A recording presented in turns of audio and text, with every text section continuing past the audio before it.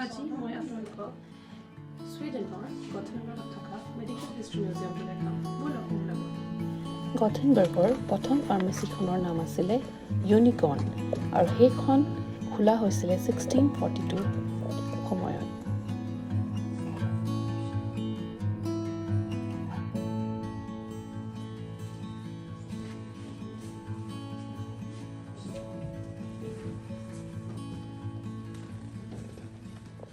এইবোৰ আৰ্লি 1900ত পোৱা হোম ফাৰ্মাচীত থকা বস্তু বা ফাৰ্মাচীত ইউজ কৰা বস্তুবোৰ দেখুওৱা গৈছে।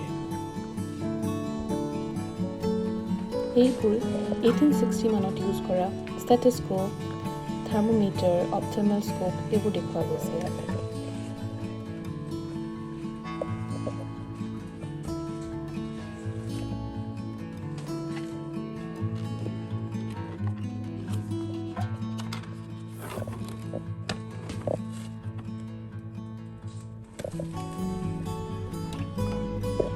এইবোৰ 1800ত ইউজ কৰা কেটাৰেক্ট অপাৰেশ্যনত ইউজ কৰিব লগা ইনষ্ট্ৰুমেণ্টবোৰ আছিল।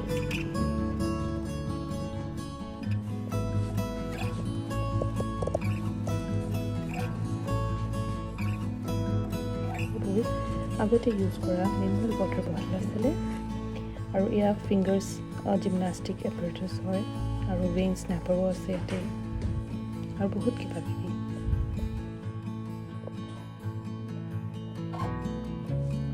এইটো সেই সময়ত ইউজ কৰা মেণ্টেল ইলনেছৰ ট্ৰিটমেণ্ট আছিলে, য'ত এখন নাইফ ডিঙিত এডাল থ্ৰেডৰ সৈতে লগাই দিয়া গৈছিলে।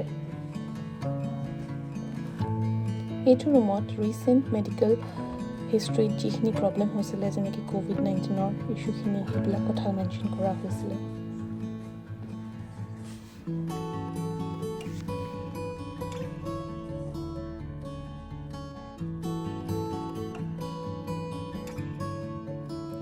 ক'ভিডৰ সময়ত যিখিনি বস্তু মানুহে শেষ হৈ যাব বুলি ঘৰত গোটাই থৈছিলে, সেই বস্তুবিলাক ইয়াত দেখুওৱা গৈছে।